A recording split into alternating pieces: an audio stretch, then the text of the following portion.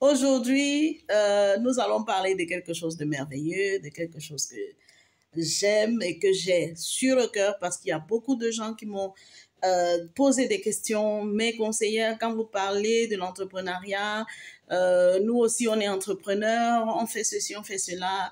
Il faudrait qu'on puisse un peu parler de tout ce qui est de façon générale ou si vous voulez générique pour que tout le monde comprenne ce que nous faisons et ce que nous appelons entrepreneuriat. D'accord? Bonjour, je suis conseillère Aline, je suis infopreneur, je parle d'entrepreneuriat et de l'entrepreneuriat durable. Donc ici, on parle entrepreneuriat. On commence tout petit et puis on évolue ensemble vers quelque chose de durable que nous allons laisser aux générations à venir et qui va durer sur au moins 10 générations. Je suis très heureuse aujourd'hui parce que je vais faire une mise au point sur l'entrepreneuriat. Entreprendre veut dire faire quelque chose. Ça, c'est de façon basique, d'accord? Entreprendre veut dire faire quelque chose. Mais quels sont les niveaux d'entrepreneuriat? Quelle est la chaîne entrepreneuriale? Je voudrais que nous puissions mettre en avant justement la chaîne entrepreneuriale. Tout commence par l'idée. Ça, j'ai fait plusieurs vidéos pour pouvoir vous dire que tout commence par l'idée, tout part de la vision. Et j'ai fait une vidéo dans laquelle j'ai parlé de la qualité de la vision que vous devez avoir et que vous devez matérialiser. Donc, l'étape première dans la réalisation entrepreneuriale, c'est la vision. Si vous n'avez pas de vision, vous n'aurez pas une entreprise et vous n'aurez pas une entreprise durable. Vous pouvez avoir une entreprise, attention, parce que vous pouvez faire une entreprise par suivisme. Tel a vendu des arachides, alors moi je vends aussi des arachides. C'est une entreprise. Mais est-ce que c'est une entreprise qui va faire feu, qui va durer? Peut-être celle-là a fait ses arachides avec une vision entrepreneuriale. Mais vous faites vos arachides par suivisme. C'est une entreprise, mais c'est pas une entreprise durable, d'accord? Alors, donc, on parle de la vision, on nourrit la vision, on développe la vision. On développe la vision avec quoi? Les objectifs. Je l'ai également parlé dans une vidéo. Les objectifs, comment doivent être tes objectifs, quels doivent être tes objectifs et comment tu dois suivre tes objectifs, on en a déjà parlé. Après donc la vision et après les objectifs, la troisième chose, ce sera quoi? La matérialisation. Au niveau de la matérialisation, il faut faire très attention. Beaucoup demandent de faire un business plan. Moi aussi, je demande de faire un business plan. Mais il faut avoir de façon générique des prévisions. Prévision à l'excès, prévision à défaut. D'accord? Peut-être on fera une vidéo détaillée pour parler de la matérialisation d'une entreprise. Je dois savoir dans quel quartier ou bien dans quel centre commercial je dois faire l'activité, puisque à ce niveau, j'ai déjà choisi l'activité. Donc, je dois savoir où exactement je dois faire l'activité, quelles sont les qualités de l'endroit où je dois faire l'activité. Donc, je ne me lève pas n'importe comment pour aller faire l'activité. Je dois savoir combien d'argent je dois investir pour commencer l'activité, combien d'argent je dois investir, combien d'argent pas investir, combien d'argent je dois investir d'abord pour faire l'activité, ensuite combien d'argent je dois garder en réserve pour, comme je dis souvent, un soubassement de l'entreprise. Tout cela, c'est à prendre en compte. Nous en parlerons aussi dans des prochaines vidéos. Lorsque j'ai matérialisé, ça veut dire que je suis passée peut-être de l'entreprise virtuelle à l'entreprise physique. Je peux déjà être retrouvable. Un client peut déjà venir au lieu indiqué et me retrouver sans problème. En ce moment-là, il faut maintenant passer à l'étape suivante, puisque lorsque j'ai déjà lorsque j'ai déjà matérialisé, je vais chercher maintenant à ce que l'entreprise progresse, à ce qu'il y ait des bénéfices, à ce que je sois capable de payer le loyer et à ce que je sois capable d'avoir des bénéfices pour manger. Ça, c'est la phase initiale de la croissance. D'accord?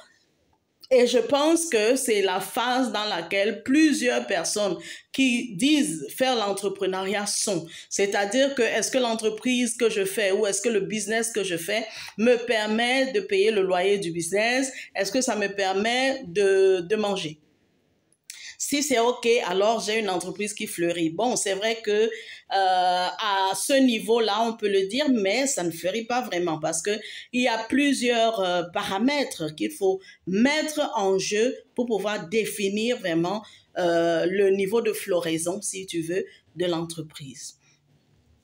Quoi qu'il en soit, j'ai mis l'entreprise en place, l'entreprise marche, je peux payer le loyer de l'entreprise et je suis contente. Il y a maintenant une quatrième étape. La quatrième étape, c'est de chercher à ce que l'entreprise fasse plus de bénéfices.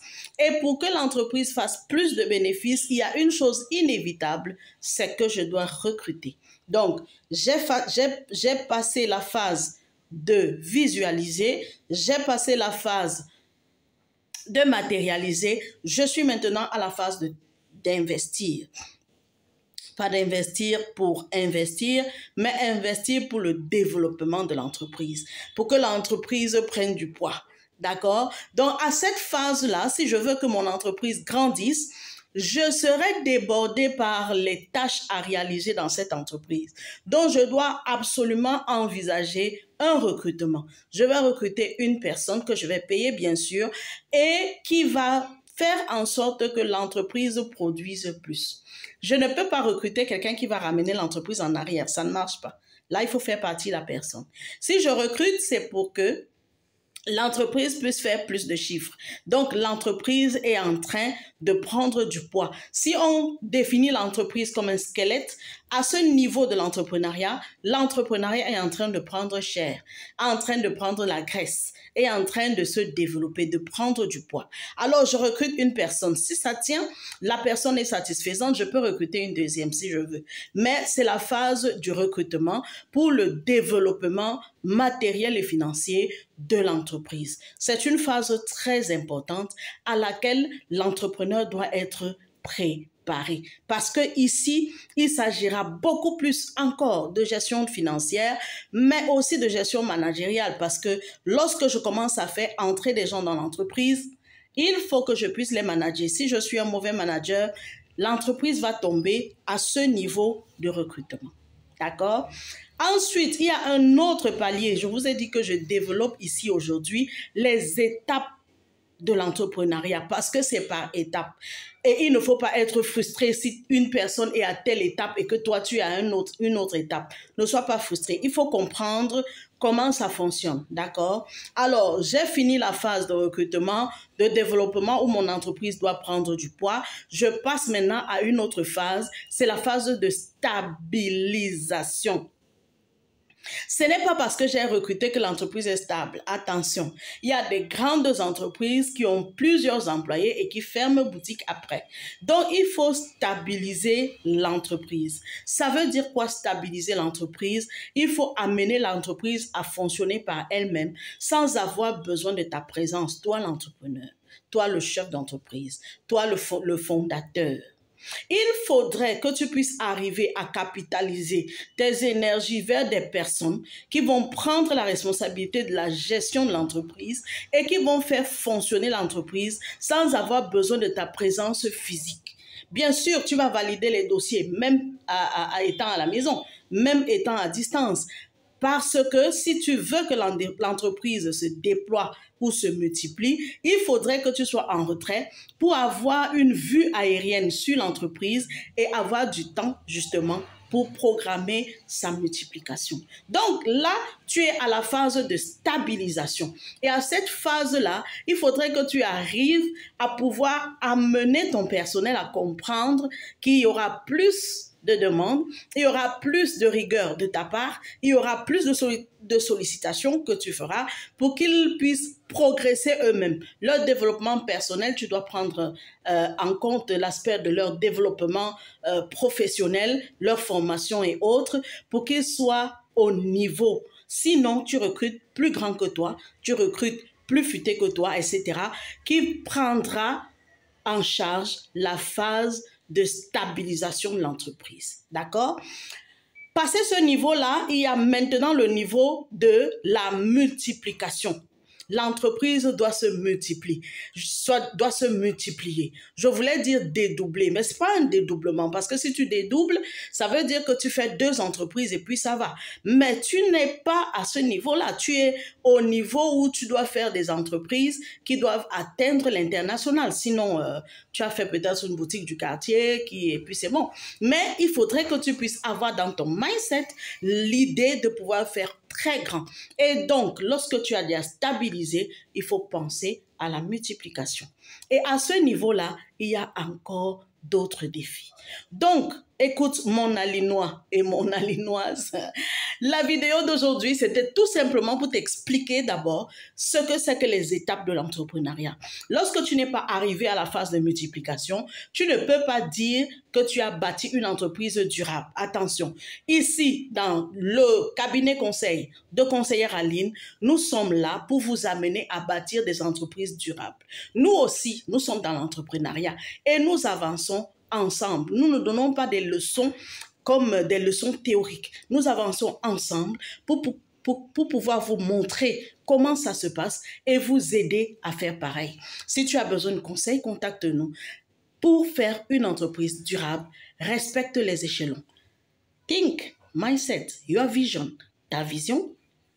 Ensuite, invest. Get materialize the enterprise or the business that you are doing. Make it physical, aspect physique, matérialiser l'entreprise.